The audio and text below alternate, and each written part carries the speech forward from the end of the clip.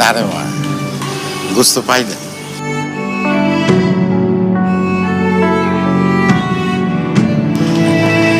গোস্ত পাইনি তাতে কি হয়েছে রে মা? আজকে আমরাও সবার মতো কুরবানি দিচ্ছি। বাবা, আমরা আবার কেমনে কোরবানি দিলাম? কোরবানি মানে তো খালি গরু খাসি জবাই দেয় না রে মা। কোরবানি মানে কি খালি গোস্ত খাওয়া? কোরবানি মানে হলো ত্যাগ করা, আল্লাহর রাস্তায় ত্যাগ করা। আল্লাহ পাক দেখতে চান যে আমরা তার জন্য কতটা ত্যাগ করতে পারি। আল্লাহ কেন দেখতে চান বাবা? আল্লাহ দেখতে চান যে আমাদের মনটা কত বড়। আমার কি খালি নিজেরাই মাংস খাবো, নাকি যারা খেতে পায় না, যারা গরিব, যারা অসহায়, তাদের পাশে দাঁড়াবো?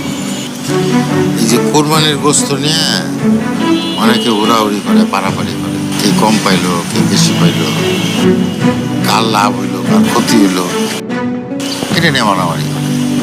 তা আল্লাহ কি কোরবানির গোস্ত নিয়ে মারামারি দেখতে চান? আল্লাহ দেখতে চান যে আমাদের মনটা কত বড়।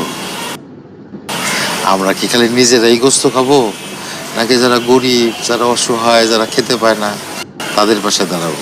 কোরবানির গোস্তে ওই গরিব অসহায় মানুষের কিন্তু হক আছে। আল্লাহর জন্য আমরা কতটা সুন্দরভাবে ত্যাগ করতে পারি সেটা দেখতে চান। বাবারে, কোরবানি দেওয়ার সামর্থ্য আমার নাই, তা কোরবানির গোস্ত যারা পায় নাই তাদেরকে তোর আর আমার ভাগের যেটুকু মাংস ছিল সেটা দিয়েছি। এইটাই হলো আমার কোরবানি, এইটাই হলো আমার আল্লাহর কাছ থেকে।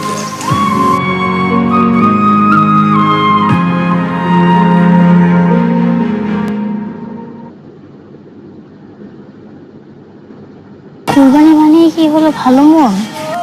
হ্যাঁ রে মা, কোরবানি মানে হলো ভালো মন, আল্লাহর রাস্তায় ত্যাগ, আর মানুষের জন্য ভালোবাসা।